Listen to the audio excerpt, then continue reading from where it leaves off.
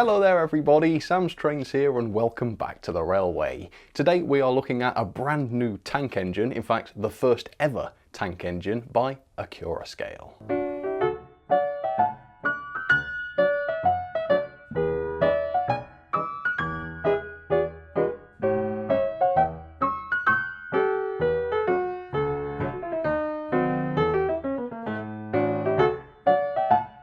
Today we finally complete the brand new trio of 060 tank engines that have graced us recently. First of all, we had the Rapido Class E1, which was relatively reasonably priced, but arguably quite poor in build quality. Then of course we had the Hornby J52, which was dramatically better on build quality. In fact, the quality was amazing, but it was quite a bit more expensive. Today then, finishing off the trio, we have an entry from Accurascale, and that is of course the Buckjumper. Goodness me, this loco has been announced for ages, and if you're anything like me, you'll have been following every little step of the process for this loco from day one. We saw the announcement, we saw early samples, we saw decorated samples, and finally this loco has released. Now in terms of the trio that I've been talking about, this loco is the cheapest of the three. Now technically it's only a matter of pence cheaper than Rapido's E1, but it is technically the cheapest, or more meaningfully, joint cheapest. And I reckon that places this locomotive in a pretty strong position. It's already beaten Hornby and I guess technically Rapido on price. If this loco can do better on quality than Rapido's E1 and potentially start to approach the levels of quality that we saw on the Hornby J52, then this could find itself in a very pleasant little sweet spot of being decently affordable but also decent on quality. So if you haven't already noticed, big emphasis on quality today. Hopefully Accurascale really will have knocked it out of the park with this one. So what is the price? Well, the price is the same wherever you go, £139.99. I bought mine from D-Rails Models, and I want to give D-Rails a shout out. Lightning fast delivery on this. I think it was dispatched, well, at the time of filming yesterday or the day before. I've got it already. I think before a lot of other people have, so D-Rails have really done well there. And they even sent me a nice pack of biscuits to eat with it. That sounds like I'm going to dine on this after the review. Maybe I will. You won't know, will you? It'll be all over and done with. Anyway, yeah, big shout out to D-Rails. I've not been paid a penny to say this, but they are fantastic. If you don't believe me, try them and see for yourself. Anyway, the Accurascale Buckjumper, affiliate links down in the description. Let's see what this loco is like. Was it worth the wait? And is it worth 140 quid? So this thing has come in an absolutely massive box, which is quite a surprise really, because from looking at these things at exhibitions and such, they're quite diddy locomotives. So yeah, they've definitely not skimped on the packaging. Anyway, you won't be surprised to hear which version of this I've gone for, but just in case you're curious, there's the end of the box. So this one is the Holden J67/69, I think it's actually a J67 specifically, class. It's an 060T GER84, that's the number I think, 84. Its product code ACC2426. The livery is the Great Eastern Ultramarine Blue, and it is Era 2, so that's the pre-grouping era. All sorts of Buckjumpers to choose from. My favourite was the Ultramarine Blue, but if you want some more sort of traditional looking liveries, I suppose the GER is the most traditional, but more normal liveries, LNERs, BRs, Accurascale have got you covered on that.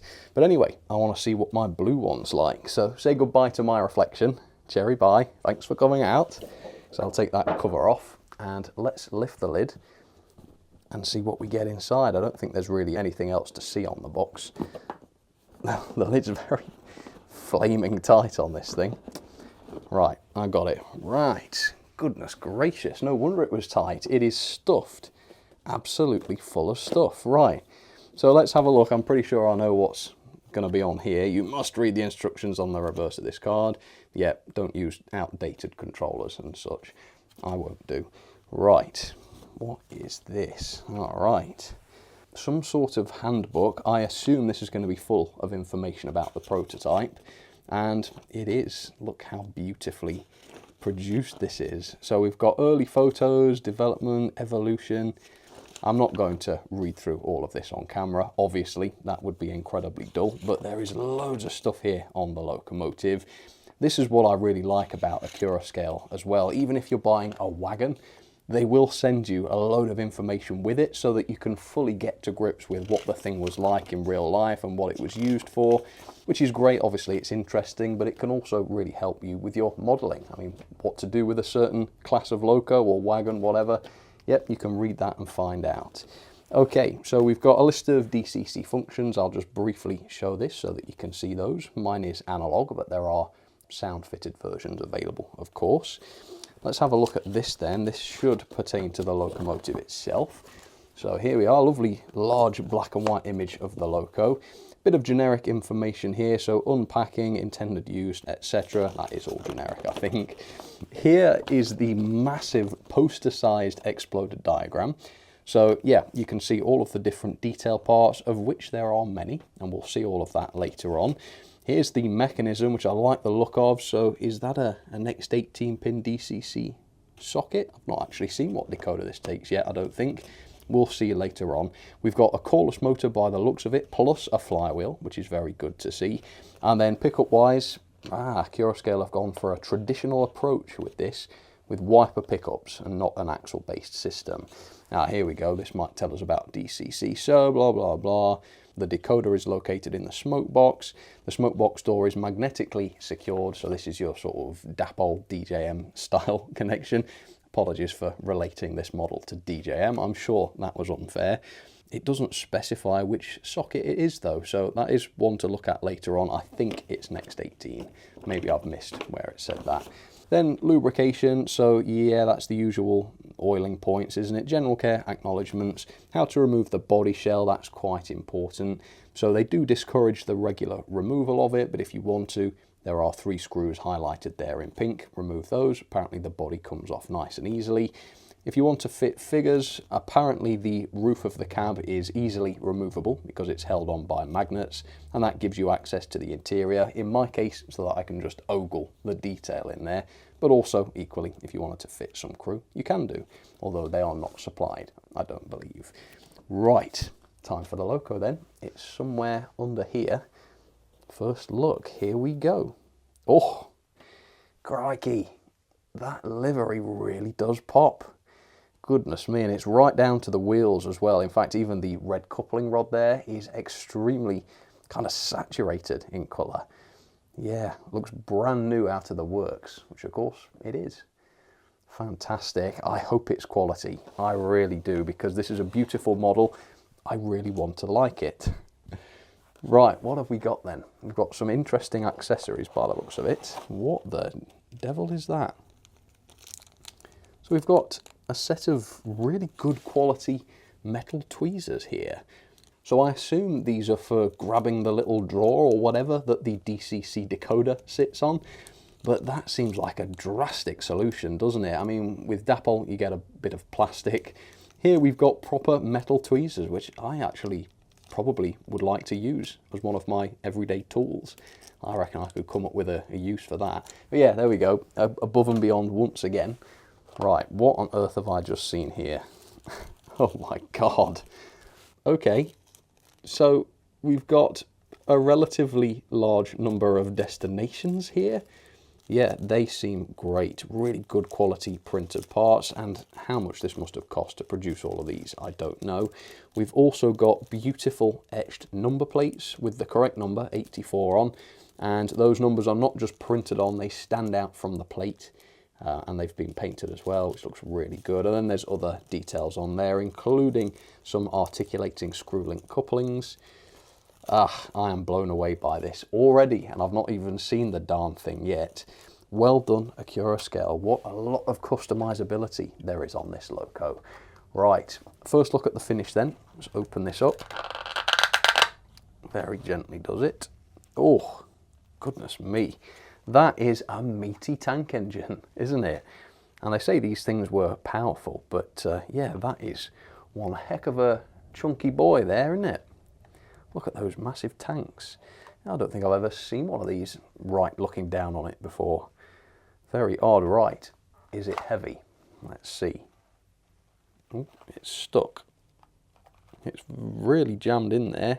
Deary me. Yes, it's relatively heavy. And yes, I do get a sense of quality here. We've got a die-cast running plate, and the boiler and the dome and such, this is all metal as well. So right off the bat, for the same price as the E1, I prefer this. This feels like the sort of model that should cost 140 odd pounds. But I feel like I'm focusing on entirely the wrong thing here, because look at this thing, look at the livery.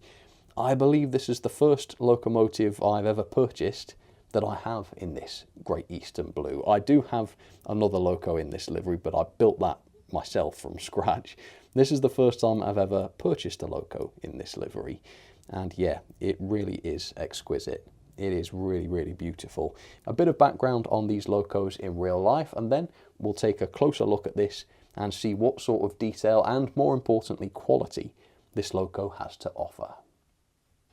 These locomotives began life as the GER, that's the Great Eastern Railway Class R24, as designed by James Holden.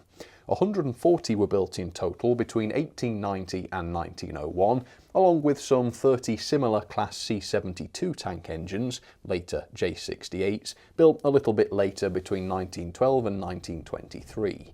They were intended for a variety of different duties, mostly for passenger work to begin with, although many would be converted to shunting locomotives later in life, meaning that actually they mainly became goods engines during their later years. Passenger examples would be fitted with Westinghouse brakes, and most had condensing gear too. They ran on 2 inside cylinders, they weighed in at around 40 tonnes, and they boasted a tractive effort of 75 kilonewtons, making them actually pretty powerful. Alas, more power would be needed though as time went on, and in 1902, almost half of the R24s were rebuilt with higher pressure boilers and larger tanks and fireboxes. When the LNER inherited the class following the grouping of 1923, they introduced the classifications we know today. That's the J67, the J68 and the J69. The J67, that's this model, was for the original unrebuilt locomotives, the J68 was for the newer built 1912 locomotives, and the J69 was for the original R24s that had been rebuilt. Bit complicated, hopefully that makes sense. Withdrawal of the class was a little bit messy. The first withdrawal took place in the early 30s due to some damage, and a handful of examples were withdrawn a few years after that in 1937 and 1939. The War Department then bought 13 examples during the Second World War, with the remainder staying with the LNER and then British Railways following nationalisation. Withdrawal started properly in 1953, and by 1962 all examples had been withdrawn. Today, of course, there is only one sole survivor, and that's number 87 at Bressingham. So there she is, up close and personal for you, Accurascale's brand new Great Eastern Buckjumper. And this is a marvellous locomotive, as you can well see, I think.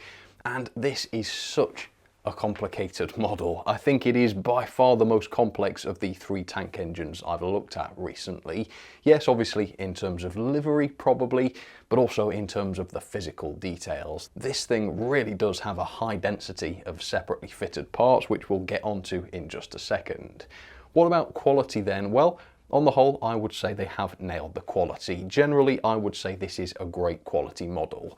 It is of course up against the Hornby J52 though, which was an incredibly high quality model, and I have to say the quality of this isn't quite on par with that, for a couple of small reasons. First of all, the handrails are made of plastic and they're kind of wobbly, as you can see.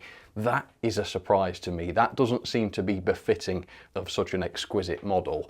Now, what really made me fuming about Rapido's plastic handrails was the fact that they weren't straight.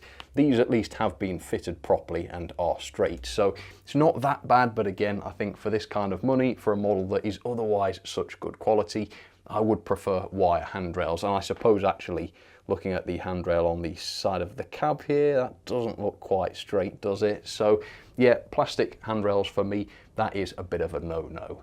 I suppose the fit of the chimney into the smoke box isn't quite as spot on as on the J52, but it's relatively subtle. I don't think I would have noticed that if I wasn't really looking for it. Certainly not as bad as on the E1.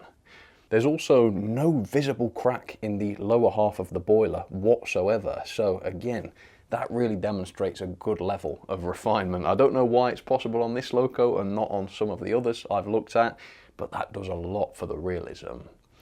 Weight-wise, again, this is pretty decent. It comes in at 175 grams, thanks to its die-cast running plate, which is really good to see, and also its die-cast boiler, of which the dome is a part. So that dome is all made of metal as well, which is really good. So is the smoke box. So it weighs in at 175 grams, which is admittedly quite a lot lighter than the Hornby J52, but obviously that's because it's so much smaller. It actually weighs the same as Rapido's E1, which again is quite impressive given how much shorter this locomotive is. So it's a good job it does have the die-cast running plate and the die-cast boiler, because otherwise I think this would have been on the light side. And certainly the tanks and such, these are made of plastic. Possibly that's because there's a lot of complex detailing on these. Maybe that's the reason. But anyway, let's jump in because there's an awful lot to see with this loco. The finish generally is pretty good. I think looking at the dome especially, you can get a sense of the satin finish. That's been done beautifully, although there isn't, well, I can't really notice much of a difference between the finish of the smoke box and the rest of the loco, so I don't think a matte effect has been applied to that. Maybe it has very slightly, and the running plate, the top of the running plate certainly seems to be more matte. But yeah, apart from that, I don't think that's a feature of this loco. Lining though is a tick. We've got loads of lining across the boiler, as you can see, plus this gold band between the boiler and the smoke box. The lining is beautiful as well on the side of the tanks and also the side of the cab, where we've also got this Great Eastern lettering, which up close I think looks a little bit pixelated. The GER section looks alright, that looks like it's been tampo printed on, but the sort of 3D effect on there looks to have been printed on by other means because you can see the pixels. It's fine from a distance, I do notice that up close though. One thing that was fantastic was the inclusion of the etched number plate, and both Hornby and Rapido failed to provide those with their latest tank engines, so that is really nice to see. Then of course we've got all of the other little areas which have been painted. We've got the toolbox, which is separately fitted with the lining, the little latch painted and the number printed onto there. I mean, just that part alone is a work of art, isn't it? We've got all of the steps attached to the running plate, again with full lining on those. The wheels are beautifully done. As you can see, we've got lining both around the axle and around the circumference of the wheel. That looks great. And of course the coupling rods, these are painted into a very vivid, as I said earlier on, red, with the crank pins picked out in more of a silver colour. Again, the effect of that is just tremendous. Here's a look at the buffer beams, which are beautifully painted. I mean, the precision of the lining here is tremendous. Very, very good. And we've also got lined buffer housings as well, with buffers that are metal and sprung. Might as well show you that. I guess I'll show you the rest of the buffer beams while we're here. So we've got little hooks onto which you can fit screw link couplings, which is great. Really good to see that. And we've got the pipework pre-fitted on here, so you don't have to do that. That's very, very good. The top of the cab is interesting as well. This is not just an off-white cab. We've got this sort of black bordering around it, which is a very, very interesting effect. I like that a lot. And then I think we have the most impressively painted part of the entire model, which is this. Now, I know some of these had condensing equipment and some of them had Westinghouses. Which is this? I'm not entirely sure. If you do know, let me know down in the comments. But yeah, look at the quality of this part. Very, very impressive. And I suppose that will lead us on to the actual physical detailing, again, of which there is an awful lot. So, brake rigging, that looks very, very fine, and it's all pre-fitted. Hopefully that won't get in the way of servicing too much. We've got separately fitted and separately painted pipework on the underframe. That looks fantastic, and even the chassis itself has loads of moulded detail on it. That all looks brilliant. We've got pre-fitted lamp brackets, as you can see, which are nice and straight.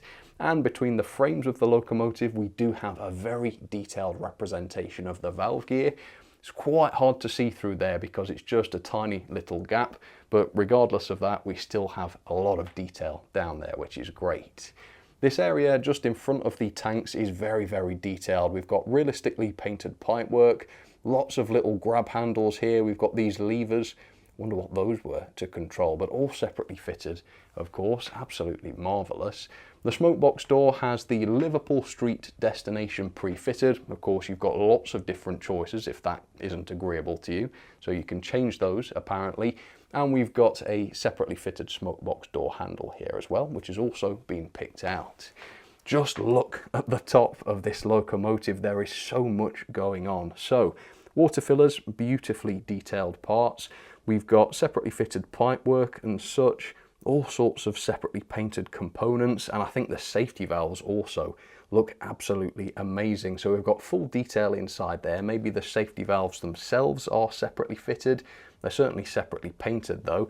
And then the sort of top of the safety valve cover has lining on it. It's got kind of a gold band. That looks so good. And the whistle here as well, I think is just made of plastic, but I think the quality of the paint here is very good. Now, there isn't a vent on the top of the cab. Instead, we've got this separate vent in the front of the cab there, which seems to be some sort of etched part. So you've got all of the bars on that grille going right through the cab wall there. That looks great. Obviously, we've got glazed windows with very nice flush glazing and window frames painted as well. And of course, the cab is very detailed, and to get a good look at it, or to fit crew, you can remove the roof. And look at this. First of all, inside the roof, we have full paintwork. Oh, one of the magnets has come off there. Yeah, it's stuck in the roof of the cab. So yeah, another slight knock-on quality there. But of course, there are 4 magnets. So as long as I don't lose another one, that should be okay. But anyway, let's take a look inside the cab. Wow, is my reaction to that. This is a pretty darn fantastic cab. So we've got loads of different colours used inside here. We've got pipework, some of it separately fitted. We've got painted controls, whether that's the reverser there. We look like we've got a separately fitted regulator as well. All of the gauges are picked out and painted as well. Plus the back wall of the cab has painted pipework on it, and the orange colour, which is an interesting look, isn't it? And there's the back wall of the cab. Again, we've got a brake handle there. All separately fitted, all separately painted. What an incredible cab. And the fact that the cab roof is removable like this, of course, allows you to enjoy the cab. I can see myself removing that cab roof many times. And then the bar effect on the rear cab windows is very impressive. It's clear that these bars are not just a part of the glazing moulding, but they also don't seem to be individually fitted either. So I think there's a single piece which fits over each of these rear cab windows, which is all pre-moulded and ready to go, which is a fantastic way of doing it because, of course, A, it means the factory don't have to fit each bar individually, which is very tedious and also very expensive to do, and there's a chance some of them won't be straight. But it also means you get a slightly better look than the just moulded bars. So that's very good. And of course, we've also got the little guard around the coal bunker here, which has all of the detail fully defined on it. Right, a weird omission, there is no coal load here. I had to look this up. I thought, why the devil is there no coal load? I thought maybe it just wasn't included with my model by mistake. But no, apparently these do not come with coal, which is odd. I don't see any reason why a coal load couldn't have been produced for this locomotive. And while I won't say most people prefer a coal load, I don't have the data to back that statement up, I can say most people are used to having a coal load supplied with relevant locomotives. In fact, I think across my entire collection of 00 locomotives, there's only been one locomotive that should have had a coal load with it but didn't, and that was the Dapple/Rails Terrier. So yeah, that's a shame, isn't it? Obviously, as a steam locomotive, this would need coal in order to run. And personally, I prefer that ready-to-run locomotives are fully complete and ready to run. I would guess that most people wouldn't want to run a tank engine without having a coal load in the coal bunker because obviously it's fundamentally unrealistic. And if you want to display coal here, obviously you'd have to create your own load, which is fine. And I know a lot of people say, oh, for goodness sake, people these days, they don't want to do any modelling, do they? And I would suggest that no, if they're buying a ready-to-run locomotive, then modelling is not what they're signing up for. So yeah, coal load would have been nice to see, I reckon. Then around the back, we've got another one of these boards, again pre-fitted, just like on the front, Liverpool Street, more separately fitted lamp brackets, and another beautifully detailed buffer beam with all of these parts so perfectly fitted. Yeah, it really is a good job. And then of course NEM tension lock couplings, which just have simple pivoting to them, and they are really, really nice and straight. Look at those. I can guarantee you right now this thing's going to couple perfectly first time, which is a dangerous thing to say because I'll look an imbecile if that doesn't come to pass, but I think it will. Those look spot on. So I feel almost certain that I've missed something, but that just goes to show how much there is to see on this locomotive. It's very small. It's the smallest of the 3 tank engines we've looked at over the past few weeks, and yet, like I say, it has by far the most complexity to it. So very, very impressed. Well done, Accurascale. Looking at this model, for the first time I'm realizing how much of an undertaking this project was, because this is far from a simple model, and yet all of this detail has been realized so beautifully. Few little things to improve. Lack of coal load, don't know why that was a thing. The sort of wobbly plastic handrails, that could have been better. A few little niggly things like that, but on the whole, nothing major. And the fact that such a complex model has been produced without bits dropping off it, at least in my experience, I think that is mightily impressive. But anyway, we need to see how this thing runs. Hopefully it will delight us with its performance as much as it delights us in its appearance. Let's get started. So there she is down onto the track, looking absolutely amazing, and I can't wait to show you her running.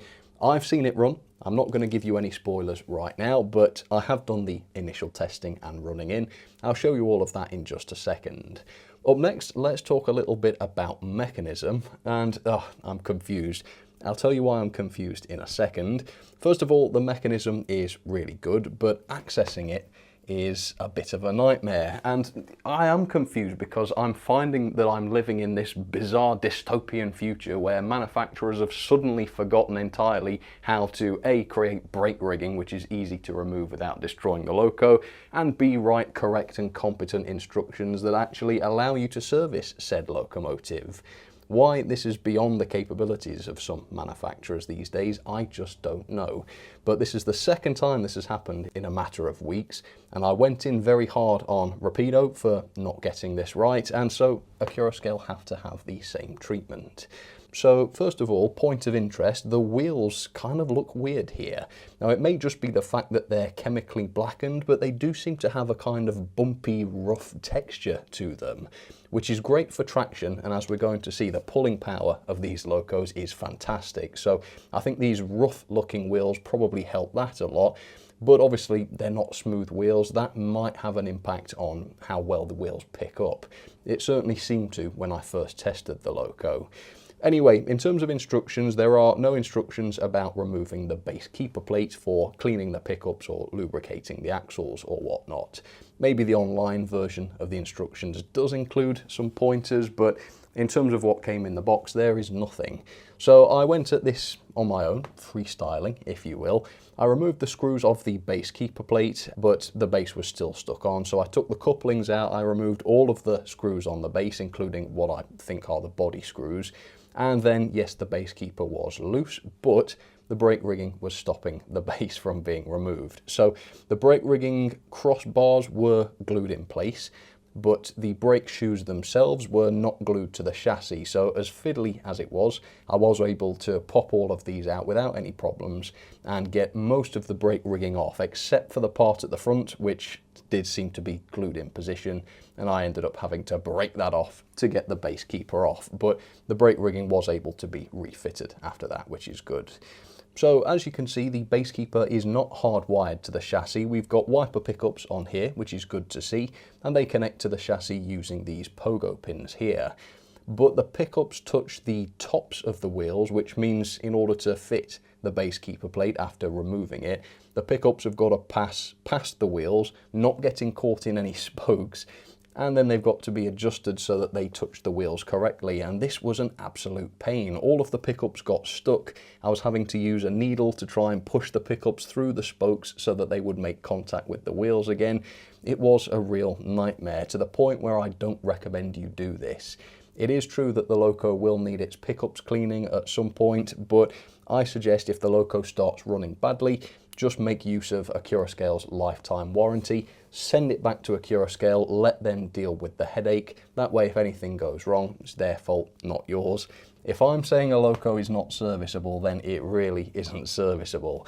I don't want to take this base keeper off again because I don't want these pickups getting bent time and time again to the point where they just drop off. It's not worth that. Anyway, otherwise the mechanism's very good. We've got proper bearings on the axles, which is great. We've got the rear axle driven, just one axle, so it's nice and simple. And that's pretty much it. Nothing else to say here.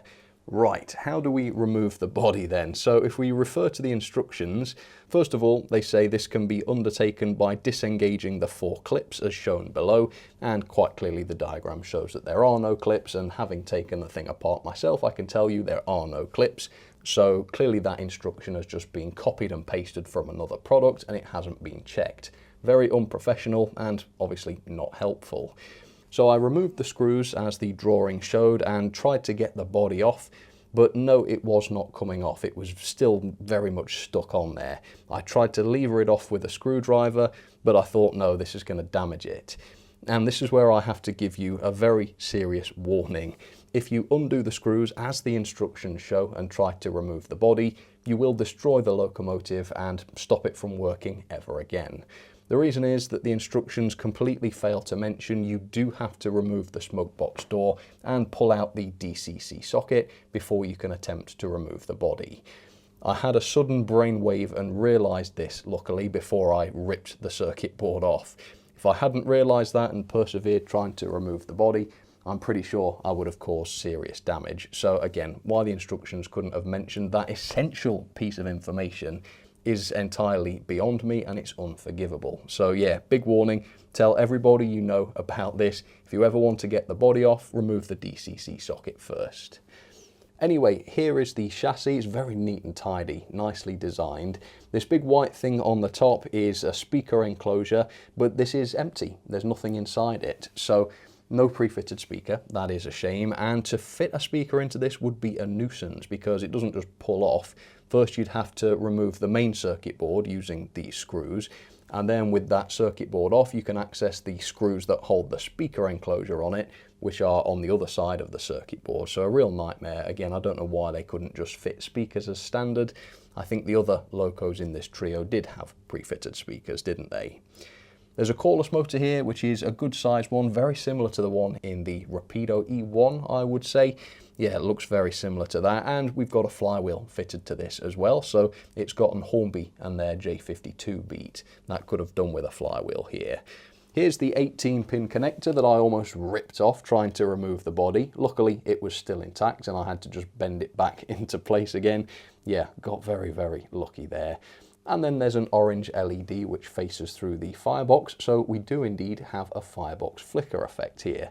Not that it works on analog, of course. And one thing that does make up for the lack of pre-fitted speaker is the pre-fitted Stay Alive, apparently fitted to all models. Now these won't work on analog, I believe, so for DC users you'll just be relying on the flywheel, but for digital users you'll have both flywheel and Stay Alive backup, making these the ultimate shunting locomotives. These are not going to be stopping on points. And then the gauging came in at between 14.2 and 14.4 millimeters back to back, which is just comfortably below the standard. That's where most locos sort of sit. So there you have it, that's the mechanism. It is a good quality mechanism. It's got everything from the quality motor to the bearings, etc. It's just the serviceability is not great, faffing around with the brake rigging like that. After the simplicity that was Hornby's J52, that was frustrating.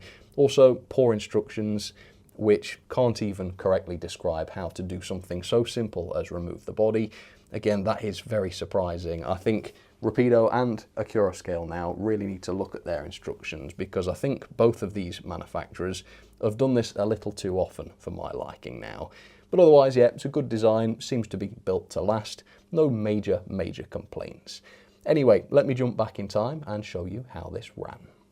Right, time to see if this beautiful little tank engine actually works then. So, bit of juice, here we go. Is it alive? For a split second, yes, then it stopped. Okay, obviously this is its first ever run. It hasn't done any running in yet, so I will have to let it do that before I give it a rating on performance. But as you can see, it is coming to life a little bit after a slightly ropey start. But yeah, that looks absolutely fine, doesn't it now? That's 50% speed then. So reasonably speedy. What's the full speed like? Let's see, full power. Whoa. Alright, so yeah, it's a fast one. Is the gearing a problem then? Let's have a look at the torque and the slow speed. Let's try torque to start with. I suspect this is going to be alright. Bit of cutting out there again. But yeah, definitely no shortage of torque there. And to be fair, it's not that heavy a loco, and yet the way it was pushing against my fingers there suggests that it's got very grippy wheels. I think the pulling power measurement might be quite an impressive one. Right, so I suspect we might have a bit of an issue with cutting out when I test the crawl, but let's just see what it can do right out of the box, and then I think some good running in will be in order. But let's see. Oh, okay. So yeah, as expected, it stopped immediately. Can it save itself? No, that's up to 50% now.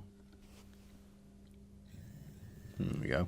But it did a quarter turn very, very smoothly, didn't it? So hopefully, yeah, you can see it stopped again. So there's some work to do, isn't there, before this is reliable. Hopefully, a good run, 30 minutes in both directions. Hopefully, stopped again, it's not even on the points. Hopefully, this will be right as rain after that. So let's see how it gets on around the track, 50%. Well, it has just made it over the points at that speed without stopping. Any slowage on the points? Slowage, there's a new word. No slowage on the points and no noticeable slowage up Gordon's Hill. So that's very good. One thing I haven't noticed, and I was expecting to notice, was the illumination in the firebox. That is not working on analog. There's nothing coming on. I know this loco has an LED in there. Apparently that only works on DCC because apparently the LED is tied to the sound file. I don't know. So happy days if you are a DCC sound user. If you're an analog user, that's a feature that unfortunately is lost on you here, which is a pity because obviously other manufacturers have figured out a way to make that feature work both on analog and DC, with locos from Hornby, Rapido, Dapol, etc. all having working firebox flicker effects either on analog or digital. So yeah, that's a pity. Apart from that though, yeah, there's room for improvement. This needs to become much more reliable as it runs in because it is struggling to pick up at the moment. But hopefully, if it does, this is shaping up to be a good runner, and we haven't yet seen this do a good crawl, so hopefully it will be able to do that too. So I'll finish running this in, I'll be back shortly. Okay, there we have it. Running in is complete. Beautiful Buckjumper, beautiful performance. No problems. Yep, she did not cut out on any points, despite the cutting out issues, and I've had no issues with derailments or anything like that. Let's start doing some final testing, and we'll leave the crawl till last to see if things have been improved. Have we got a good torque now? Ooh. Am I lifting it off the track, or is it still struggling? Let's see. That seems to be a bit better. So yeah, loads and loads of torque. I don't think the speed has really changed from before, but let me run by at 50 again. There we go. Yep, that seems absolutely fine. Let's see if this thing can sustain a crawl now then. Let's see. Turning up very slowly. It showed signs of being able to... Oh yeah, there we go. Very, very good. Smooth acceleration.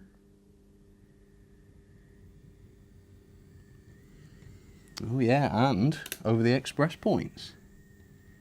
That was good. Let me pull you along and show you that.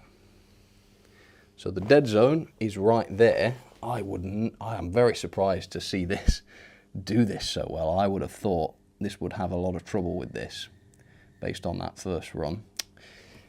Right, I don't know why I bother. Let's try again. Maybe not quite that slow then. Yeah, there we go. That wasn't bad, was it? So it looks as though if I do it too slow, it will stop. But that's pretty good. That's not too shabby. Doesn't seem to have the most reliable pickups in the world though, because with a wheelbase this long, in theory, it should be able to get over these points without stopping. Yeah, it seems to be those rear wheels maybe. Yeah, I don't know. See, it's pretty good though. I mean, to be fair, I am being a little bit mean making it go over express points, but at everything above a crawl, it seems to handle them really nicely. Let's have a look at that crawl again, backwards this time. I mean, that is very, very good, isn't it? Just shows what this motor is capable of. Oh, maybe a little bit of a cutout there.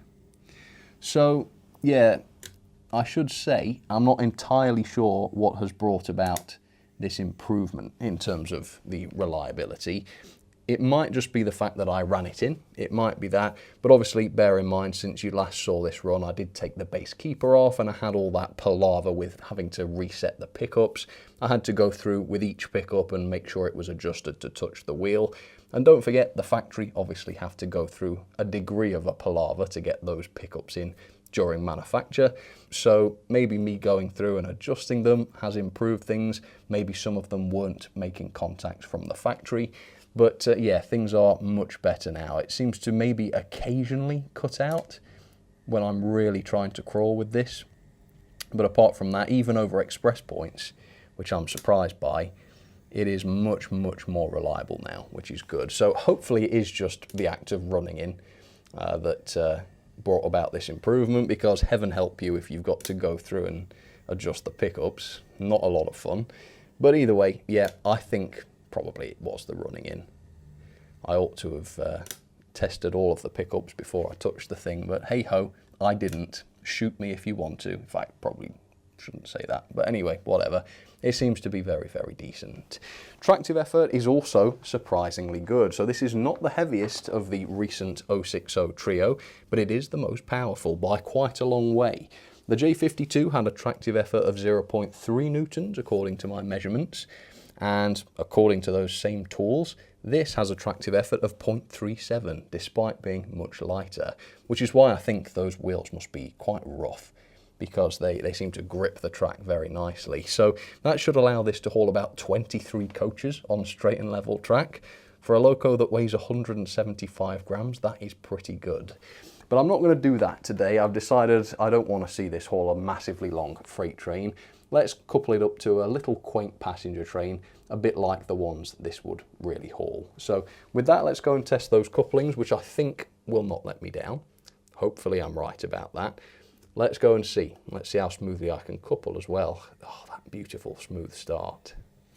Right, focused in on the couplings. Look at that. Oh, you're joking. Ah, what's happening to life? that's a diabolical question. All right, but I think that was actually a bit of a droop in the Hatton's Genesis coaches there. Let me procure another wagon.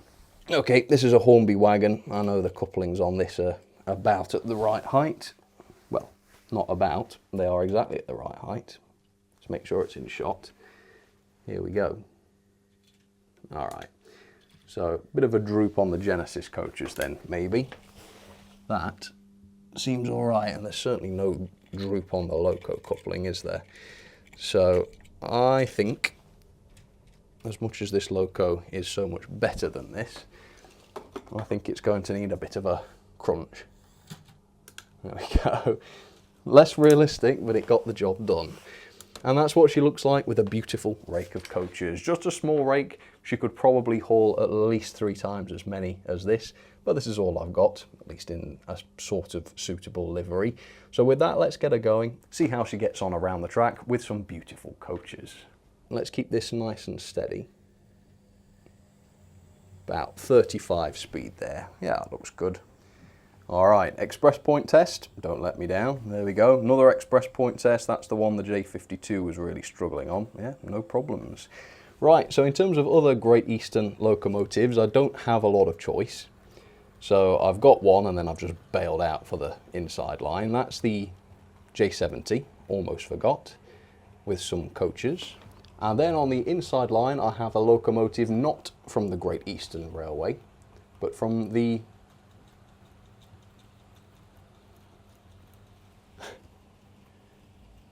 hang on, from the Northeastern Railway. I almost forgot there. In fact, I did forget. I had to read it off the side of the engine. Anyway, that's the E1. I did remember that. All right. Any slowing down then with coaches and running at a much slower speed? Let's see. Second radius. Nope. All right. So the torque on this loco is fantastic, as it was on the E1 by Rapido. And of course, both of these locos have had coreless motors. The Hornby J52 was perfectly adequate, of course, but it did show some signs of being a little more underpowered. So I think coreless motors are definitely the way forward with locos like this. I used to hate them, but that's because the first coreless locos I tried had really bad underpowered coreless motors. The ones most manufacturers use now are fantastic, as you can see in a loco like this. So the performance is really top notch, but so is the rest of the loco, really. The build quality, pretty darn good as well. Not quite at Hornby levels, but certainly more than adequate. And of course, this was £15 less than Hornby's J52. So I think really the slightly plasticier construction in places is reflected in the price. So no major concerns with that really. Serviceability is a problem. I would say, if anything, that's probably the biggest downside of this loco.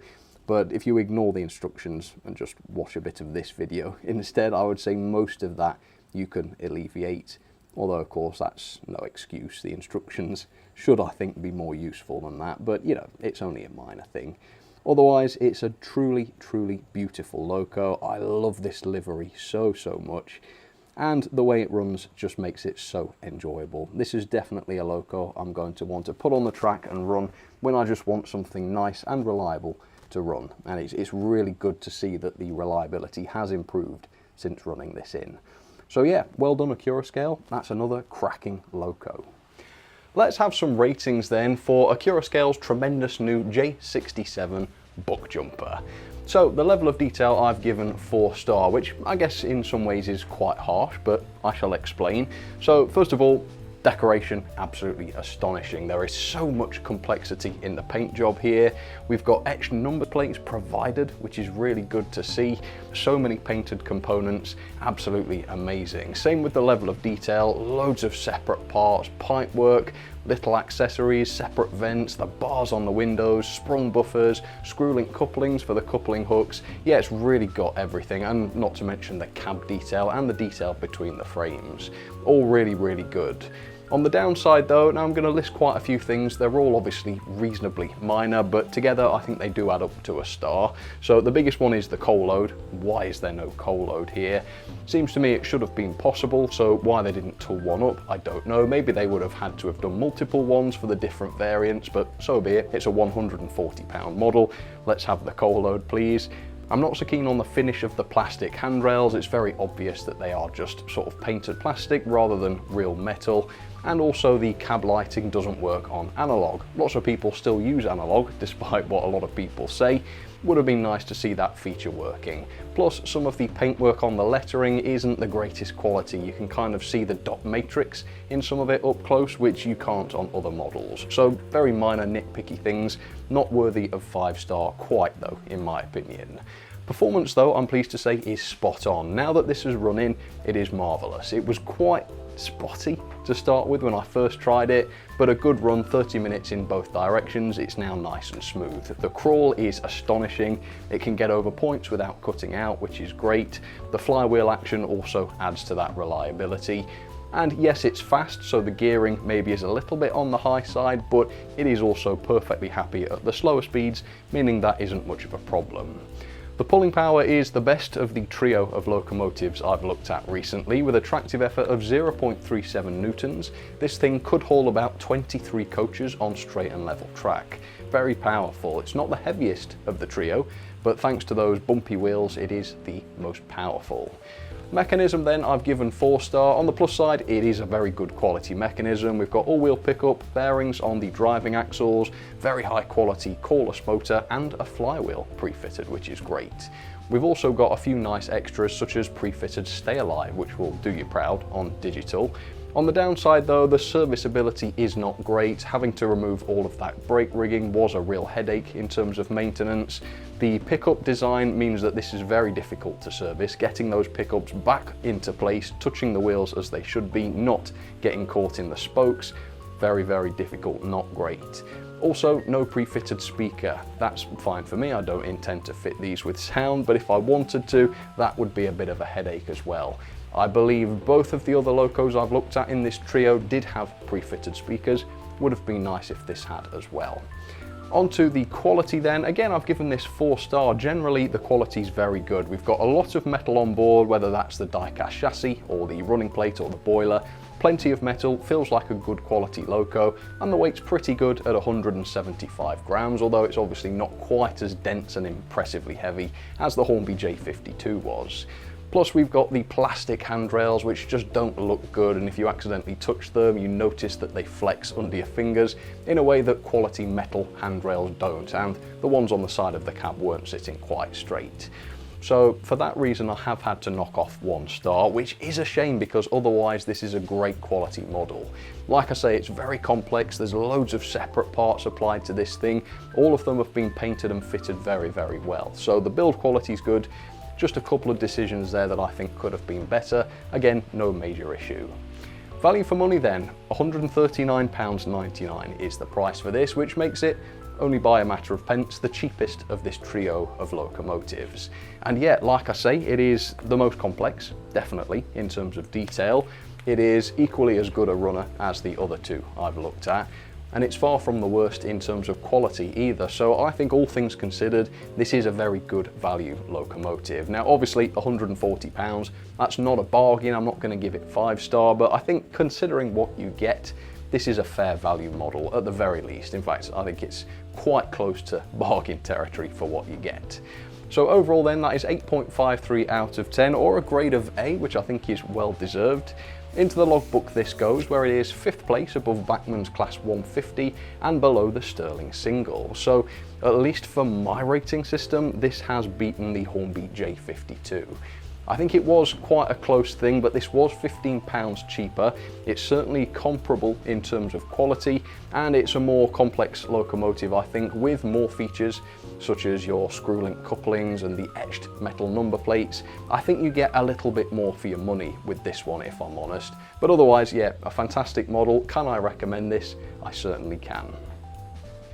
Alright then folks, well that will just about do it for this review. Thank you very, very much for coming along to watch this. It's been a lot of fun getting to experience 3 brand new 060 tank engines, all in the space of a few weeks of each other. It's not very often we get this many new steam locos in one go, and I have thoroughly enjoyed it. But it does beg the question, which of the 3 do you think was the best? I think all of them have some aspects that they do better than the others. Let's see, I think Rapido's performance is probably unmatched. Is that fair to say? I think so. Yeah, that was the least problematic. Hornby's quality in these tests, absolutely unrivaled. And Accurascale's detail and also value for money, again, is the best of the bunch. So we have truly been spoiled by these 3 locos, haven't we? Yeah, I love each of them for different reasons. But this is not the end of the 060 fun. I mean, it's the end of the 060 tank engine fun, but I'm told Bachmann's Class 08 shunter from the world of the diesel is on the way soon, and hopefully I'll be able to get one of those and we'll do a review of that. So hopefully this is not the end of the new locomotives, but it is the end of this review. So thank you very much for watching. If you want to get one of these or see what others are available, I will include an affiliate link down in the description. But for now, thank you ever so much once again for watching, and I'll catch you on the next one. Alright, cheers folks, you take care.